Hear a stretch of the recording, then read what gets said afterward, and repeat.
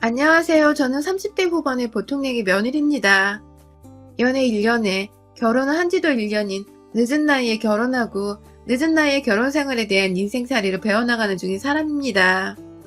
일찍이 결혼을 해서 이런 걸 다 배워나갔더라면 좀 더 좋았을 텐데 제가 늦게 결혼을 하다 보니 그간 사회에서 인생을 많이 치며 살아서 그런지 내가 왜 결혼을 했다는 이유로 이런 취급을 당해야 해? 하는 울컥한 마음이 들어서 쉽사리 배워나가지질 않네요.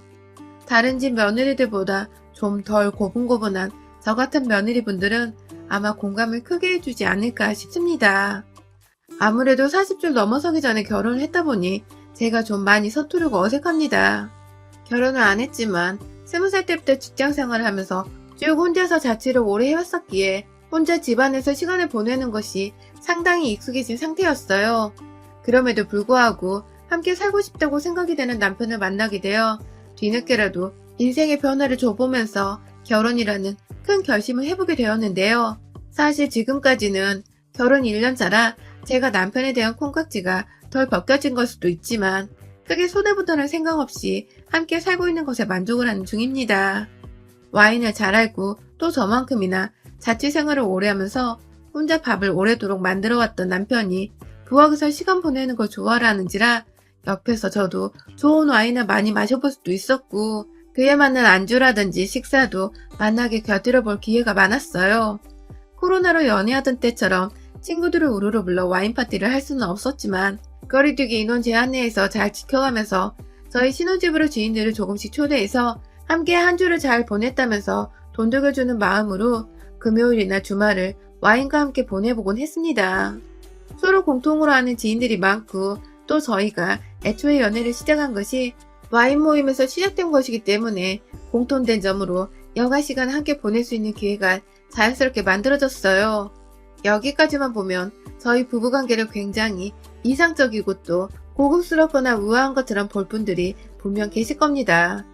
하지만 저희는 단순히 사회 모임이 많아져 가던 나이대의 싱글이기도 했고 뭔가 시간을 보람차게 보내고픈 마음에 와인 모임에 참석을 하게 되었던 것일 뿐이었고요. 그러다 보니 자연스레 수업에서 배웠던 와인에 대해 2차 술자리에서 복습을 해가며 와인 맛에 길들여져 갔고 그러다 보니 우리가 결혼을 한 김에 우리의 신혼집을 보다 많은 지인들이 오고 가며 즐거운 대화를 나눌 수 있는 와인바로 만들고 싶었던 것 뿐입니다. 단순히 이 모든 건 허영이나 누군가에게 잘 보여지기 위해서 했던 일들이 아니라 우리 부부의 행복들 중에 하나였어요. 집으로 초대를 하는 상대는 비단 남뿐만이 아니라 저희 양가 부모님이나 친인척들도 주고 초대를 해왔어요. 양가 부모님은 언제든지 오셔서 맛있는 식사를 대접해드리고자 하는 마음에 늘 열려있는 듯 오시라고 말을 하는 편이었고요. 그래서 저희 친정 부모님도 주말을 맞아 잠깐 서울에 다녀가시면서 저희 집에서 즐겁게 머물다 가곤 하셨고 비교적 가까이 살고 계시는 저희 아버님도 비록 혼자이긴 하시지만 심심하면 저희 집에 다녀가셔서는 맛있는 며느리밥을 드시고 가려 하곤 하셨습니다. 결혼하기 전부터 늘상 혼자 계신 아버님 걱정을 많이 하던 남편도 신혼집에 자주 찾아오시며 얼굴을 보여주시고 스스로도 재밌어 하시는 아버님을 보며 걱정하던 마음을 좀 놓는 듯 했고 저도 저를 편안하게 생각해주고 와서 밥 한 끼라도 잘 먹고 가주는 아버님께 감사한 마음이 상당히 컸습니다.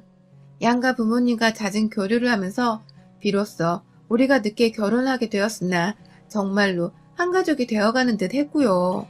그래서 남편도 그렇고 저도 그렇고 지금처럼 지내는 것에 참 만족을 했습니다. 코로나가 터졌어도 가족들 간의 밥 먹는 시간을 꼭 가져보기 위해서 누구보다 개인 방역도 열심히 지키면서 지내왔을 정도였어요. 남편한테 여동생이 있는데 저희 아가씨도 저 들어오고 나서 아버님이 유독 우리 집에 가려고 주말을 기다린다면서 즐거워하는 아빠 모습을 오랜만에 보는 것 같아서 너무 기쁘다며 저한테 고맙다는 말을 자주 해줬고요. 그래서 저도 아가씨 말하는 게 너무 예뻐서 아가씨를 봐서라도 아버님이 집에 오실 때에는 잘 드시고 가실 수 있도록 요리를 신경 써서 해버릇 했네요. 주말은 웬만하면 푹 쉬는 게 좋지만 제가 또 아무것도 안 하고 내버려두면 어색해서 몸이 근질거리던 타입인지라 요리를 하고 식사 준비를 하는 것에 크게 어려움은 없었습니다. 처음 한동안은 제 기분에 거슬린다고 할 만한 게 전혀 없었어요. 아버님은 오시면 그저 잘 보이고 싶다는 마음에 막 먼저 오시기 전부터 연락을 해서는 오늘은 뭘 드시고 싶으세요? 하면서 아버린 소리도 해봤고요. 뭘 드시고 싶다고 늘 딱 말한 적은 없었지만 대충 고기 어쩌고 하시면 고기 요리를 내어왔고 얼큰한 어쩌구라고 하면 얼큰한 국물 요리를 내어드리면서 나름 눈치 싸움을 하는 것 마냥 제가 눈치껏 메뉴를 정해서 만들어드리곤 했습니다. 아버님도 초창기에는 며느리 하나 정말 기똥차게 잘 둔 것 같다면서 저를 마냥 좋은 며느리라고 칭찬을 해주셨고 그렇게 말씀해주는 아버님께 칭찬용으로 당근 하나 얻어먹은 것 마냥 뿌듯해하곤 했습니다. 그런데요, 이것도 시간이 지나면 지날수록 사람을 참 익숙하게 만드는 건지 아버님은 더 이상 고맙다는 소리도 안 하고 오히려 매주 찾아오는 것을 아주 당연스레 여기기 시작하셨습니다. 정확히는 지난해 코로나 재확산이 시작되었던 광복쯤부터였어요. 한 달에 많아야 2번 정도 오시던 분께서 그날은 주말이 되도록 연락이 없길래 안 오시는가 보다 하면서 세수도 안 하고 남편과 뒹굴거리면서 TV로 넷플릭스를 보고 있었는데요. 순간 초인종이 울려 나가보니 아버님이셨습니다. 들어오자마자 밥을 쫄쫄 굶고 있었다는 아버님은 아무 것이나 차려내달라고 하셔서 제가 일단 있는 대로 급하게 국까지 만들어서 한 끼 식사를 차려드렸습니다. 그날 아버님은 밥을 다 먹고 난 뒤에 뜨뜻하게 낮잠을 자고 싶다고 하시더니 평소 같았으면 밥을 먹고 한참 노시다가 남편의 차를 타고 집으로 가신다거나 혼자 운동을 하겠다며 지하철을 타고 가셨는데요. 그날은 슬그머니 저희 안방을 쳐다보더라고요. 아무래도 눈치상 침대 위에서 편하게 누워 자고 싶다는 눈치인 것 같았고 그래서 저는 급하게 이불을 내어드리고자 했지만 아버님이 곧바로 잠에 빠져 쓰러질 것만 같은 상태여서 일단 저희 안방 침대 위에 전기장판을 켜드리고는 주무시도록 했습니다. 그날 결국 시아버지는 저녁 대바람이 되어서야 일어나셨고 저녁까지 잡수시고는 저희 침대 위에서 주무시고 가시느라 저희가 소파 위에서 잠을 자야 했어요. 무슨 일에서였는지 그날 아버님은 평소 하지 않은 짓들을 하면서 저희 집에 꼭 붙어 계셨고요. 주말 이틀 내내 그렇게 밥을 잡수고 저녁을 드시고는 월요일 아침이 되어서야 저희가 출근하는 길에 마지못해 나갈 채비를 하시고는 함께 집에서 나가셨습니다. 이것도 그냥 집에 계시겠다는 걸 남편이 부부가 없는 빈집에 그건 아닌 것 같다고 말을 꺼내서 결국 아버님이 입을 삐쭉 튀어나와서는 억지로 나선 것이었습니다. 꼭 옆에서 누가 작정하고 우리 집으로 들어오게 하려고 술술을 부리며 아버님을 조종하는 것만 같았을 정도로 이전에 보이지 않았던 행동을 하는 바람에 제가 참 난감했습니다. 이게 다 내가 너무 결혼 초반부터 정성스럽게 대접해드리고 뭐라도 늘 챙겨드리려고 했어서 아버님의 버릇이 나빠진 건가 싶기도 했지만 그럼에도 이번 한 주만 그러고 끝이 날 일이라고 생각을 하며 쉽게 넘겨버리려 했는데요. 그 주 후 아버님께서는 소름 끼치게도 정말 매주 저희 집에 찾아오셨습니다. 저희 집에 옷을 챙긴 가방을 들고 오시는 것도 아니었고요. 그렇다고 뭘 다 같이 나눠 먹자고 챙겨오는 것도 전혀 아니었고요. 그냥 빈손으로 예전과는 달리 연락도 없이 불시에 토요일 점심쯤 찾아오셔서는 다 같이 밥을 먹자고 밥 타령을 하셨습니다. 제 아무리 한국인들에게 밥이 중요하고 모든 인사마다 밥 먹었냐는 걸 예의로 물어보기는 하지만 시아버지가 이렇게 준비하거나 대비할 시간도 없이 저희 집에 들이닥치는 건 며느리인 제 입장에서 그리 좋지만은 못했습니다. 집안에 뭐가 없는 상태에서 급하게 요리를 해야 하니 무슨 요리 경연대회에 나가는 것 마냥 부담이 들기 시작했고요. 그렇게 부담을 무릅쓰고 뭐라도 차려내고 나서 거울로 제 꼴을 보면 꼭 무슨 현대판 추노를 보는 듯이 넋이 나가있는 저를 보고야 말았죠. 아무리 그래도 시아버지는 제게 남이자 어른이니 좀 더 예쁘게 보이고 싶고 그래서 예쁜 며느리 들였다는 소리를 듣고 싶은 욕심도 있었는데 말 그대로 욕심이니까 빠르게 접어두는 상황에 이르게 되고야 만 것이죠. 시아버지도 밥을 먹다 말고 꼴이 우스운 제가 문득문득 놀라우셨는지 그래, 요즘 일하느라 힘들지? 하면서 꼭 약올리는 듯 몰골이 말이 아니라는 뜻의 말들을 던져냈고 그러면 저는 지그시 남편을 쳐다보면서 센웃음을 지어 보이곤 했죠. 남편은 상황 파악을 못하고 엄청 힘들어해요 하면서 아버님 말씀에 맞장구를 쳤고 그러면 아버님은 언제 그런 질문을 했냐는 듯이 나 국 좀 더 얹어줘라 라는 식의 심부름을 시키면서 제가 일을 하나라도 더 하도록 만들었습니다. 옆에 자기 아들이 있는데도 아들은 한 번을 시키질 않더라고요. 점점 저에게 자신은 위더른이고 시아버지고 그러니까 깍듯하게 떠받들고 살아야 한다는 걸 고의적으로 알리려는 듯이 행동을 하는 게 참 찹찹하고 슬슬 저도 열이 받기 시작했습니다. 그렇게 웬만하면 주말에 저희 친정 부모님도 모셔오고 싶고 친구들이랑 와인도 마시면서 놀아보고 싶었지만 시아버지가 자꾸만 찾아오고 약속이 있다고 해도 아침부터 찾아와서는 자신은 우리 집에 남아있을 테니 너희들끼리 나가서 놀다 오라는 식으로 말씀을 하시는 바람에 아예 사람들을 집에 초대하지 못했습니다. 초대를 하면 5인 이상이 되어버리니까 거리두기 인원 제한을 초과하는 짓이라 이건 뭐 초대해서 사진 한 장 찍지도 못하고 추억 하나조차 남기지를 못하겠더라고요. 그러다 보니 남편도 저만큼이나 불편함을 느끼고 주말이 주말 같지 않다고 느껴지기 시작했는지 슬슬 저한테 그리고 아가씨한테도 아빠가 요즘 집에 너무 자주 온다는 식으로 피곤하고 힘들다고 토로를 하게 되었고 그러다 보니 온 가족들이 주말마다 아버지의 일정에 신경을 써버리게 되었습니다. 혹여나 이번 주는 우리 집에 안 오시지 않을까, 다른 약속이 잡힌 건 없을까 하는 그런 혹여나 하는 마음이었던 것이죠. 그렇게 집으로 찾아오는 주기를 매주로 소폭 줄이신 시아버지는 급기야 저희가 함께 합가를 하는 게 어떻겠냐는 본색을 드러내기 시작했습니다. 이제 보니 아버님은 그간 주변 친구분들께 자녀 부부랑 함께 살아야 하는 게 아니냐는 식의 핀잔 아닌 충고를 듣고 계셨던 모양이었습니다. 어쩐지 지나치게 집에 자주 오고 지나치게 본인과 함께 사는 듯한 분위기를 만들어가면서 저희가 아버님과 함께 살아가는데 익숙해하도록 만들려 하는 듯한 모습을 보이더니 이게 다 합가를 하기 위한 것이었더라고요. 주말에 와서는 이제 내 밥그릇 정도는 하나 있지? 라면서 실실 쪼개시더니 주말 내내 본인 집을 가려 하지 않고 함께 지내려고 하는 것은 뭐 몇 달째 당연하다시피 한 아버님의 모습이었고요. 거기에 이어서 본인은 침대에서 자는 걸 좋아한다면서 손님 방에다가 자기 침대를 놔주라는 말까지 하셨습니다. 같이 사는 게 영 나쁜 것 같지는 않다면서 함께 살아도 좋겠다는 말씀을 불현듯 하시더니 저희 아직 신혼이에요 하면서 남편이 그건 아닌 것 같다는 말을 하면 꼭 저렇게 인정머리 없는 말을 한다니까? 하면서 기분이 나쁘다는 티를 팍팍 내곤 하셨죠. 저희가 둘 다 직장인이라서 함께 누굴 만난다거나 하다못해 저희 친정집을 가더라도 시간이 남는 건 주말뿐인데 그런 귀한 주말에 자꾸만 시아버지가 저희 집에 와서 밥을 달라 하시니까 저희가 도대체 뭘 할 수가 없는 지경이었어요. 그냥 모른 척하고 집을 나가면 되지 않냐는 분들이 계실 수도 있겠지만 그렇게 잠깐 지인들을 만나러 저녁에 외출을 한 적이 있었는데 그날 아버님이 글쎄 본인 화난 걸 표현하겠다면서 온 집안에서 혼자 삼겹살을 구우시며 환기도 안 시키고 집안에 고기 냄새가 다 배도록 만들어 놓은 바람에 저희 둘 다 주말이 지난 다음날까지 집안에 있는 고기 냄새 빼느라고 정말 죽는 줄 알았습니다.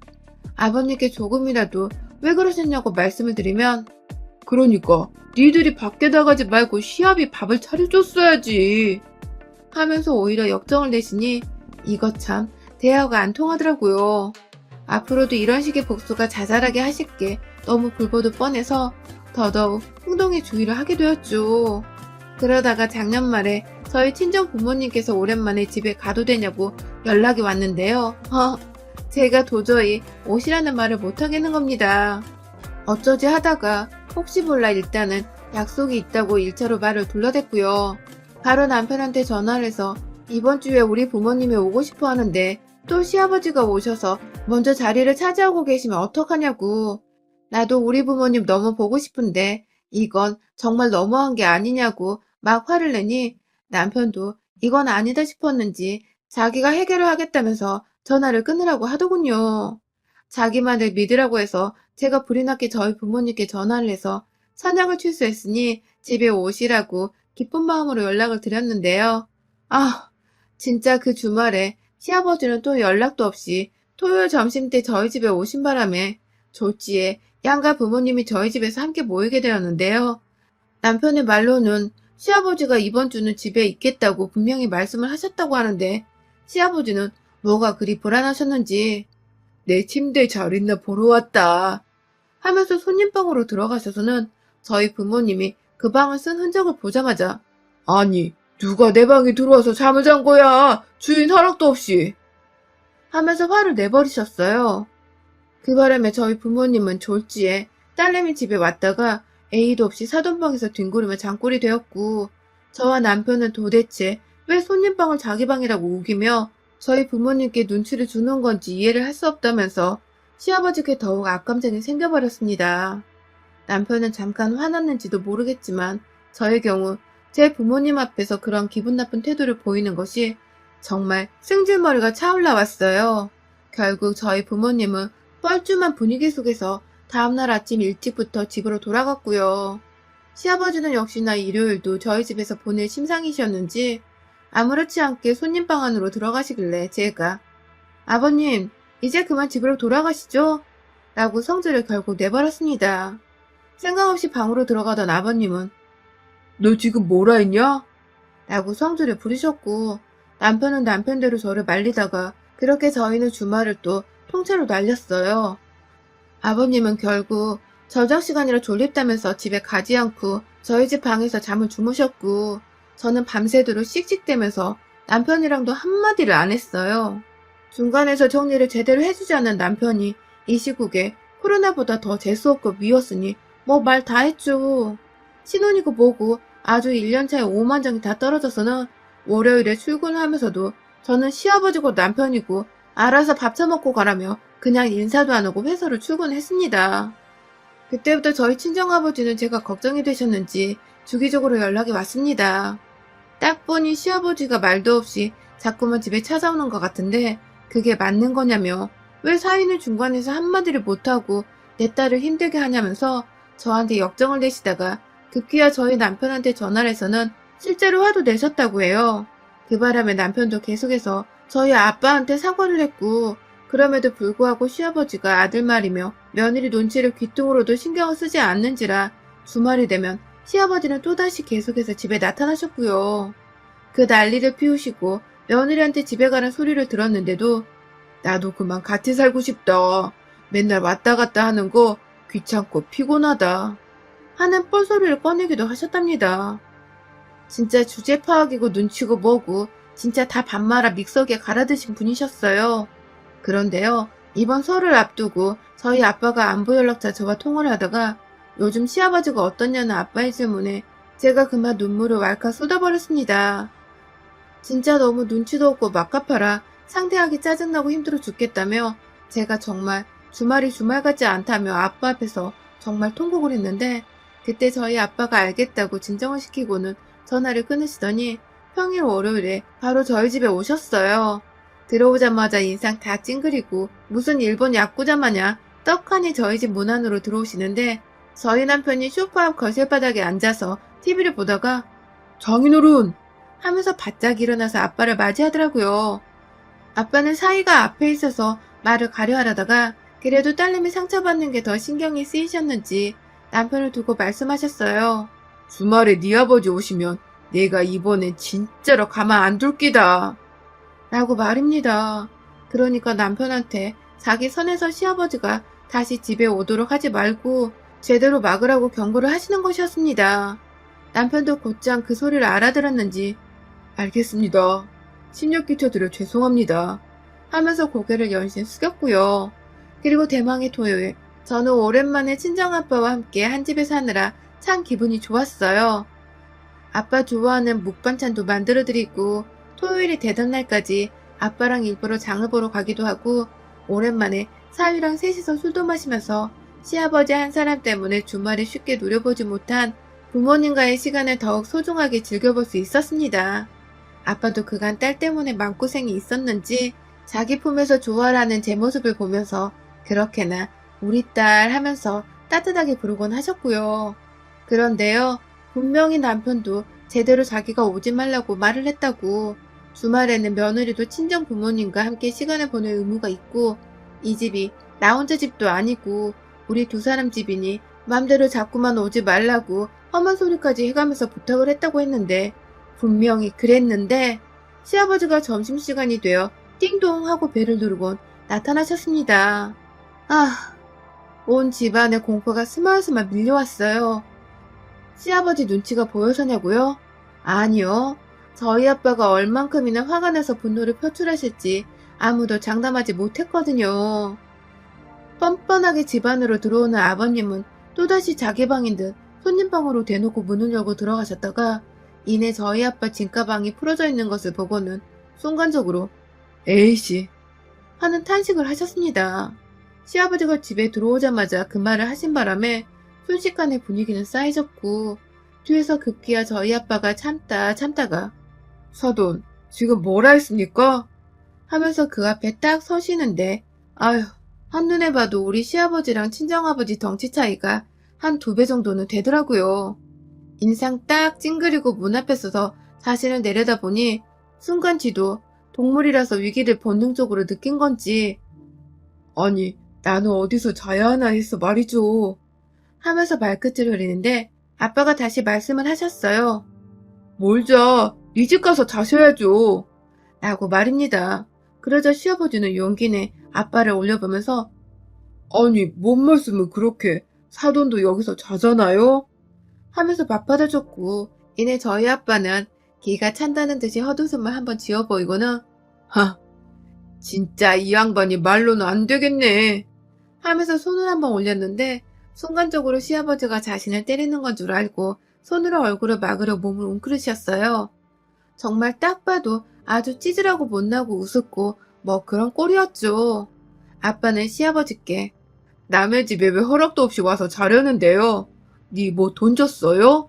내 딸 집은이 반인 집에서 뭔데 자꾸 와서 멋대로 자는데 하면서 험악하게 시아버지 어깨를 몇 대 치니 아버님은 아 왜 자꾸 치는데 하면서 저희 아빠 손을 뿌리치는 겁니다. 그 순간 저희 아빠가 핸드폰을 켜더니 어디다 전화를 하셨고 급기야 그로부터 얼마 지나지 않아 저희 집 밖에 손님들이 도착을 했어요. 글쎄 저희 아버지가 아예 저희 집에 들어와 살겠다고 사돈이 자꾸만 내 딸 옆에서 이질하려 떨면 자기도 내버려둘 수가 없다면서 이삿짐 직원들을 밖에서 대기를 시키다가 아예 그냥 저희 친정에서 가져온 저희 아빠 옷들부터 시작해서 옷걸이, 안마의자까지 집 안으로 들여왔고 그 뒤에서 익숙한 얼굴이 보여 어? 하고 보니 저희 엄마가 직원분들을 다 진두지휘 하시면서 급기야 저희 엄마도 이 집안에 이사를 오겠다면서 본인 쓰시던 화장대부터 장롱까지 들고 와서는 저희가 컴퓨터 놓고 쓰는 방에 들여보내신 겁니다.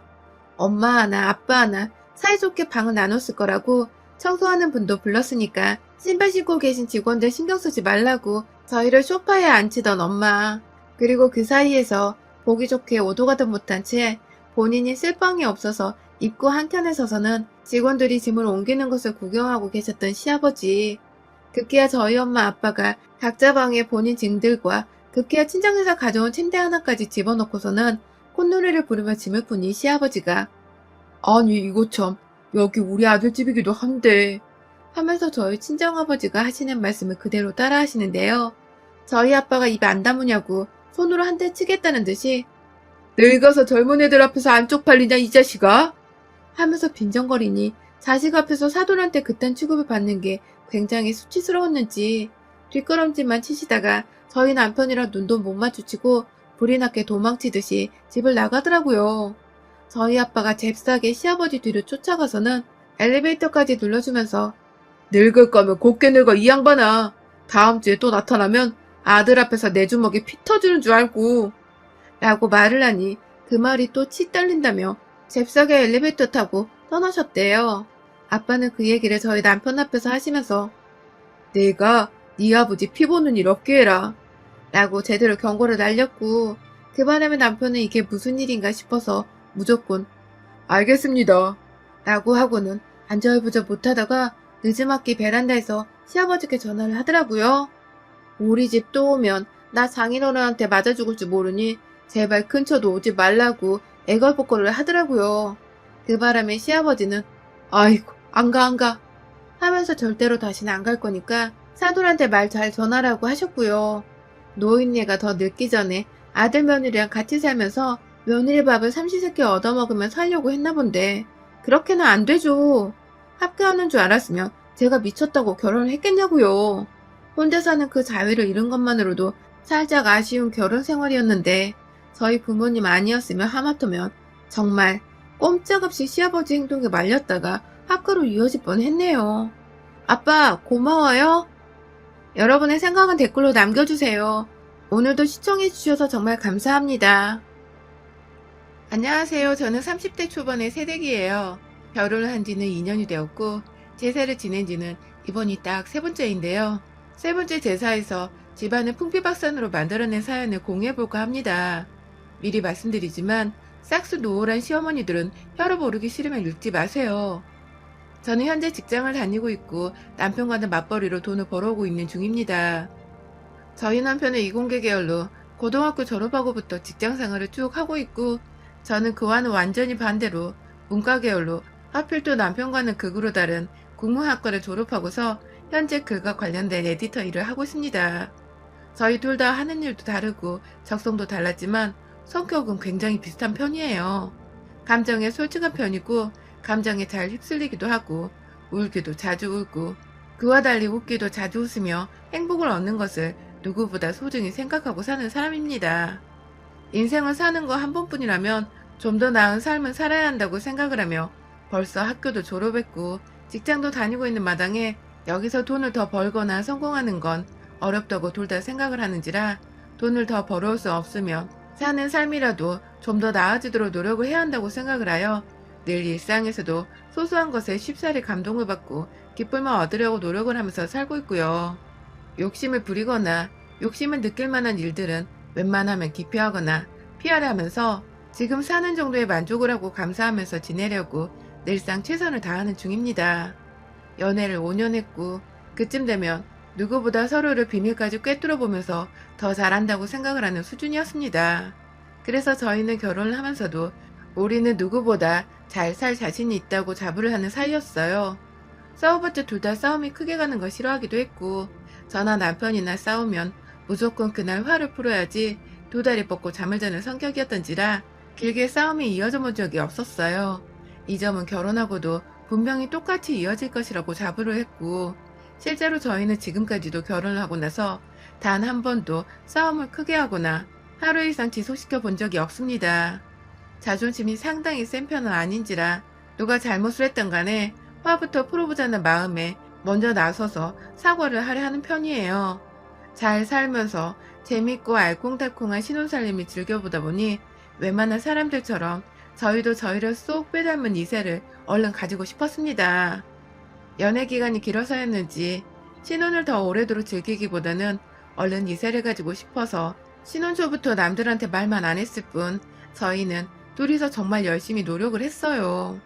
아직 아이 소식이 들리지도 않았는데 우리 애는 성별이 어땠으면 좋겠고 커서 누굴 닮았으면 좋겠고 또 커서 뭐가 되었으면 좋겠다는 아이의 인생 설계까지 아주 신이 나서는 늘 기분이 째질 듯이 기쁜 상태로 아이에 대한 얘기를 나눠보곤 했습니다.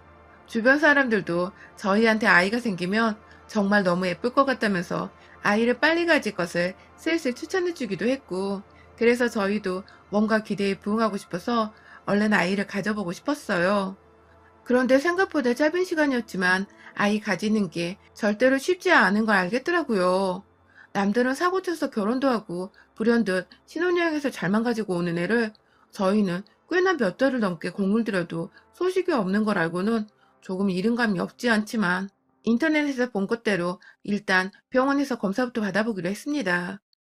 서로의 몸에 문제가 있어서 검사를 받으러 간 게 아니라 임신을 준비하면서 통과 의례처럼 거쳐봐야 하는 일로 생각을 하라는 어느 블로거님의 말씀을 듣고서 저희도 겸사겸사 건강한 임신을 하고 출산을 하기 위해서 좀 더 신경 써서 병원을 찾아갔어요. 그런데 거기서 정말 예기치도 못한 소식을 접하게 되어버리고 말았습니다. 제 몸은 아주 지극히 정상이래요. 빈혈 수치, 혈소판 수치, 난소, 난자 뭐 다 할 거 없이 건강한 상태였는데 정말 예상 밖의 결과를 접하게 되었어요. 단 한 번도, 감히 단 한 번도 생각을 해보지 못했던 폐쇄성 무정자증이라는 겁니다.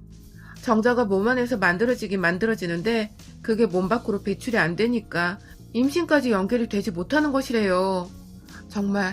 정말 하늘이 노래지고 무너질 것 같다는 게 딱 그때 느껴지더라고요. 다른 사람도 아니고 연애를 무려 5년이나 한 내 남편이 무정자증일 줄이야. 그날 저희는 병원에서 선생님 앞에 앉아 한참 울었고 밖으로 나오고 나서도 그리고 집 안에 들어가서도 정말 한참을 서로를 붙잡고 울었습니다. 한 며칠 동안 제정신이 아닌 채 살았습니다. 요즘 아이 없는 집들이 많다고는 하지만 전 아이를 가지고 싶어 하던 한 사람이었기 때문에 그 절망감이 상당했습니다. 입양도 고려를 해볼 수 있었겠지만 강아지 한 마리도 제대로 키우지를 못하는 제가 남의 아이를 얼마나 내 자식처럼 잘 키워낼 수 있을까 싶어서 생각처럼 가벼운 마음으로 결정을 할 수가 없었습니다. 그리고 며칠 지나지 않아 남편이 저한테 그러더라고요. 자기 부모님께는 완전히 비밀로 해달라고, 그냥 아무 곳에도 말하지 말고 우리한테 아이가 안 생기는 것처럼 해달라고 말입니다. 제 앞에서 눈물 머금고 하는 소리들이 참 애처롭고 불쌍해 보이기도 하더군요. 자기도 집안의 장남인데 얼마나 생각이 많겠냐고요. 저도 그래서 그냥 아이는 아직 가질 준비가 되지 않았다는 소리를 하면서 최대한 아이를 가지는 것을 미루는 척만 해보려고 했습니다. 그런데요, 생각보다 문제는 일찍 시작이 되었습니다. 정확히는 결혼 1년 차부터 슬슬 아이를 가져야 하는 게 아니냐며 시어머님께서 푸시를 하기 시작한 때부터예요. 갑자기 찾지도 않던 아이 타령을 하시면서 이제는 저희도 슬슬 아이를 가져야 하는 때라고 말을 하시면서 시키지도 않은 약을 지어보내시고 주변에 애 가진 사람들이 한 행동이라며 전설의 고향에서나 볼 듯한 구판 같은 거 따라해보라며 행동 양식을 알려주기도 하셨고요. 벌써 아이들 이름을 지어와서는 손주 손녀 이름은 이게 좋겠다면서 딸이고 아들이고 가리지 않을 테니 부담 갖지 말고 숨풍숨풍 낳으라고 하시는데 제 속이 정말 천불이 나더라고요. 화가 나는 게 아니라 애를 못 낳는 이 상황이 너무 죄송하고 얼굴을 못 들게 서서 말입니다. 당장에 본인들 아들이 무정자증이라 애를 못 가진다고 아들 탓을 하면서 제가 화를 낼 수도 없는 노릇이고 옆에서 불쌍하게 자기 엄마를 바라보는 남편의 표정은 저를 더 애초롭게 만들고 그래서 결국 저는 또 제 입을 꾹 다문 채 알겠습니다 하는 대답만 이어갈 수밖에 없었습니다. 그러다가 작년 추석 때 저희가 코로나 때문에 시댁을 갈 수 없다고 연락을 드렸다가 정말 대판 혼이 났었습니다.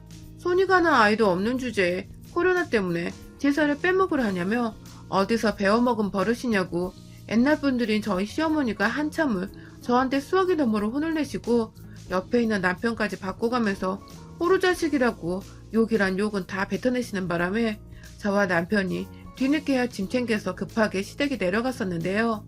그때부터 시어머니께서 완전히 저랑 며느리한테 꼭지가 돌아버리셨었죠. 늦지막히 전화를 혼인하고서야 시댁에 도착한 저희 커플을 보시더니 시어머니는 제 앞에 다가와 쓰고 있는 마스크를 손으로 강제로 벗어던지고는 뭐 이런 게 다 있어? 하면서 두 손에 주먹까지 쥐고는 흔들면서 제자리에서 소리를 지르셨어요.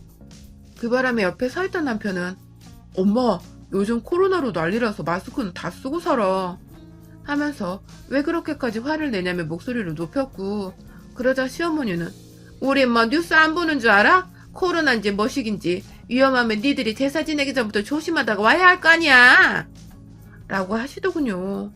그러니까 시어머니는 제사는 무조건 참석을 해야 하는 것이었으며 코로나가 위험한 상황이었으면 저희가 알아서 조심을 하고 몸조리를 하다가 안전한 상태로 시댁에 와야 했다는 뜻이었습니다.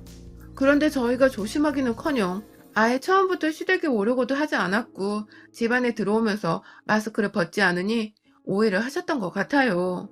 저희는 단지 나라에서도 이동하지 말라고 하고 시부모님은 나이가 있으시니까 혹여나 저희로 인해서 코로나라도 걸리실까봐 걱정이 되어서 한 행동들이었는데 말입니다. 많이 서럽고 섭섭하고 오해를 당장에 풀고 싶은 마음에 여러 번 사실대로 이유를 설명해 드려보기도 했고요. 주기적으로 제사를 준비하는 내내 어머님 옆에서 아부를 떨어보려고도 했고 시키지 않은 일들, 애로 화장실 청소라든지 베란다 청소까지 싹 해가면서 저는 일하기 싫어서 안 오려고 했던 것이 아니라는 걸 무조건 어필을 하려고 했습니다. 하지만 생각보다 시어머니는 고집이 세신 건지 아니면 그냥 제가 싫으신 건지 제가 하는 행동들이 다 마음에 들지 않으셨나 봐요. 이미 늦었다는 눈빛을 보내면서 오히려 저를 무시하고 제가 뭐라 말을 걸려고 해도 제자리에서 피하거나 무시를 한 채 남편한테 대놓고 말을 걸어버리기도 하셨고요. 그러다가 남편이 억지로 며느리가 말하잖아 하고 말을 하면 네가 뭔 할 말이 있냐? 하면서 핀잔을 주고 창피를 주셨습니다. 그리고 끝에는 다시 임신 타령을 해가면서 그렇게 몸 챙기려는 애가 아직 애 소식이 한 번 없니? 너 몸에 이상 있는 거 아니야? 라면서 꼬치꼬치 캐물어 보셨고요. 옆에서 남편이 안절부절하면서 엄마 왜 그런 소리를 해서 스트레스를 줘? 이게 왜 스트레스인지 설명을 해달라고 하셨어요. 시어머니가 손주 보겠다고 하는데 애를 덜컥 안겨주지도 못하는 게 잘못한 거 아니냐며 하시는데 아휴 정말 끔찍하게도 그 상황이 싫었습니다. 그럼에도 남편은 자기가 무전자증인가 비밀로 해달라고 하고 저는 저대로 내 남편이 무전자증이란 게 자랑은 아니었던지라 무조건 제 입을 꾹 다물어 보고자 더 노력했습니다. 그렇게 힘겨웠던 추석이 지나고 이번 설이 다가올 때까지 시어머니는 더 부단히도 저에게 스트레스를 팍팍 주시면서 괴로워하라고 저주를 퍼붓는 마냥 제게 히스테리를 부리셨습니다. 한 번은 저한테 전화를 해서 둘 다 검사라도 받아서 왜 애가 빨리 안 들어서는지 제대로 이유를 파악해서 보고를 하라더군요. 순간 우리 부자님인 줄 알고 소름이 다 돋았네요. 남편은 또 옆에서 열이 받는다며 시어머니 전화를 바꿔서는 도대체 왜 그렇게 애를 못 봐서 안달이냐고. 그럴 거면 직접 엄마가 나와보라고. 하면서 화를 냈고 저는 일단 싸우지 말라며 전화를 끊긴 끊었는데요. 에휴, 이거 참 그냥 솔직하게 말을 하면 이 정도로 싸움은 안 일어날 것 같아서 남편하고도 서로의 부모님께는 사실대로 말을 해보고자 했었습니다. 하지만 남편은 여전히 사실대로 말을 하길 거부했어요. 그러는 동안 저는 더더욱 시어머니의 미움과 괴롭힘을 받아야만 했고요. 제가 아이를 못 가지는 것 같다면서 요즘 여자들이 몸을 해프게 쓰면 보름이 쉽게 된다는데 라고 하면서 급기야 제가 결혼 전에 제 몸을 막 굴리고 다녀서 임신을 못하는 게 아니냐며 시비를 거신 적도 있었습니다. 제가 어머님 말씀 가려서 하세요 라고 제대로 화났다는 듯이 말을 해서 어머님도 그런 임신을 하면 되잖아 라고 맞받아치시며 대화가 극에서 극으로 떨어진 후 끊기기도 했었죠. 그것 말고도 조사님들이 노하시겠다며 제가 며느리 노릇을 제대로 못하는 여자애라서 사람 집안에 잘못 들여온 죄로 자기는 죽어서 눈도 제대로 감지를 못할 거라는 말을 회사에 출근한 저한테 연락을 해서 하기도 하셨습니다. 그 와중에 지 아들은 귀하고 불쌍하고 안쓰러워 죽겠는지 애 못 낳는다고 혹은 자기한테 혼났다고 네 남편한테 괜히 화풀이 하지 말라면서 끝에는 꼭 자기 아들 걱정만 한가득 했어요. 그러다가 이번 설 역시나 또 새해가 되자마자 애타령을 해대면서 올해도 애가 안 들어서면 너 진짜 문제 있는 년이라고 우리 집안에 들어와서 대 끊기게 할 일 있냐며 화를 내기를 반복하셨던 시어머니가 하루 후 아예 작전을 변경하셨는지 완전히 다른 말투로 전화가 왔어요. 아가, 내가 널 너무 힘들게 해서 네가 스트레스로 애를 못 가질 수도 있는 거 아니니? 라고 하면서 또 저를 언제 그랬냐는 듯이 걱정하고 달래기를 하더니 기어코 제가 어머님의 변한 태도에 슬금슬금 마음이 풀려서는 솔직하게 제 생각을 말씀드리면서 여자 대 여자로서 이해를 구해보려고 했는데요. 어머님, 저희도 노력을 하고 있는데 아이는 정말 저희 뜻대로 안 되는 것 같아요. 하면서 조심스럽게 저희도 속상하고 힘들다는 듯이 그 한마디를 했는데 어머님은 정말 무슨 두 얼굴의 조커 마냥 말투가 싹 변해서는 저한테 그러시더라고요. 올 설에는 넣으면 재수없어. 온 집안에 재수온 붙을 것 같으니까 시댁 근처에 얼씬도 하지 말라고. 너 같은 재수없는 애를 내 아들 옆에 두고 있으면 애 팔자도 함께 들어질 텐데 큰일이라고요. 당장에 이혼해서 자기 아들이 멀쩡한 여자 만나서 손주를 볼 수 있게 하라고 부탁도 아닌 명령으로 한참 동안 재수없는 년이라고 지랄을 떠시더니 혼자 화를 못 이기겠다는 듯 전화를 끊으셨습니다. 그 바람에 저는 무슨 죄가 정말 재수가 움붙은 팔자 더럽고 불결한 년이 되어버린 듯한 기분을 느껴야 했고요. 남편한테 당장에 전화를 걸어서 네 엄마가 이런 소리를 했다. 언제까지 내가 재수없는 년 취급을 받아야 하냐고 서러워 울면서 화를 냈고요. 남편은 씩씩대며 자기 엄마한테 전화를 해보겠다고 했으나 전 다 필요 없었어요. 내가 왜 이런 취급을 단지 애 못 낳고 있다는 이유만으로 30 초반에 듣고 살아야 하나 싶어서 정말 제 화가 더 이상 참아지지 못했거든요. 남편한테 아무 소리 하지 말고 쥐 죽은 듯이 있으라고 했습니다. 그리고 저는 설날이 다가오기만을 지금 요날 요때껏 기다렸습니다. 원래대로라면 서둘러서 제사 준비를 도우려고 일찍부터 시댁으로 출발을 했을 텐데요. 시어머니 말대로 처음에는 안 가볼까도 했지만 늦지막히 시어머니가 거의 제사 준비를 조금이라도 시작을 하셨을 때쯤 도착을 했습니다. 저한테 재수없으니 시댁에 오지 말라고 했으면서 그 사이 남편한테 전화를 해서는 진짜로 안 오냐고 일 도와주러 와야 하는 게 아니냐며 제가 진짜 마음에 안 들어 죽겠다는 듯이 말씀을 하시고는 전화를 끊으셨다더군요. 참나. 이래도 욕 처먹고 저래도 욕을 처먹는 나란 며느리의 인생. 진짜 역같고 미쳐버리게 화가 나더라고요. 그리고 시어머니는 급기야 저희가 시댁에 거의 다 도착했을 때에도 다시 한번 전화가 와서는 수화기 너머로 내비게이션 목소리를 들었는지 한참 동안 니들 우리 집 안 오고 어디 사돈댁이라도 가는 거냐? 하면서 넌 당장 이혼하고 며느리 새로 들여! 하곤 옆에서 저 있는 거 다 안다는 듯이 소리를 꽥 질러버리고는 전화를 끊으셨습니다. 그리고 그로부터 정확히 30분 후 저희는 시댁에 도착을 했고 저희를 본 시어머니는 내심 일 도와줄 애가 왔다고 기분이 좋으셨는지 어머 우리 집 오는 거였어? 하면서 잠깐 반색을 띄었다가 이내 저에게 찬바람 쌩쌩 부는 태도로 다시 돌변하셨습니다. 한참 부엌에서 하던 거 마저 하다가 제가 대놓고 뻔뻔하게 부엌 밖에 서서는 허리 아프다고 남편한테 두드려달라고 하면서 소파에 다리까지 올리고 반쯤 누우니 시어머니가 나와서는 넌 늦게 왔으면 빨리 일 안 도와주고 뭐해? 라고 하시더군요. 그래서 제가 오지 말라고 하셨잖아요. 오지 말라는 거 인사드리러 온 거니까 일 시키지 마세요. 조사님들이 재수없어 도망가실지도 몰라요. 라고 말을 했습니다. 시어머니는 제 말에 기가 막히다는 듯이 뒷목을 잡겠다고 손을 머리 뒤에 얹어 올리셨고 저는 열받아하는 시어머니 모습 보는 게 너무 신이 나서는 다시금 남편을 향해 허리 안 두드리고 뭐해? 라고 소리를 질렀어요. 시어머니는 자기 아들한테 허리 두드리려고 소리를 지르는 제가 미워 죽겠을 것이고 남편은 시어머니와 며느리의 전쟁 사이에서 어쩔 줄 몰라 일단 손으로 제 허리를 두드리기 시작했는데 눈은 지 엄마를 향해서 한 번만 봐달란 식으로 애처롭게 쳐다보고 있고 그 와중에 시어머니는 급기야 야! 하면서 소리를 지르는데 제가 또 어디서 본 건 있어가지고 함께 왜? 하고 소리를 맞받아 쳐줬습니다. 소리 지르는 며느리를 보고 놀라 자빠질 뻔한 시어머니는 급기야 애도 못 낳는 년이 재수없게 설태바람부터 소리를 지르고 지랄이야. 나가! 하면서 다시 한번 소리를 지르셨고요. 그런 시어머니를 향해서 제가 당당하게 말했습니다.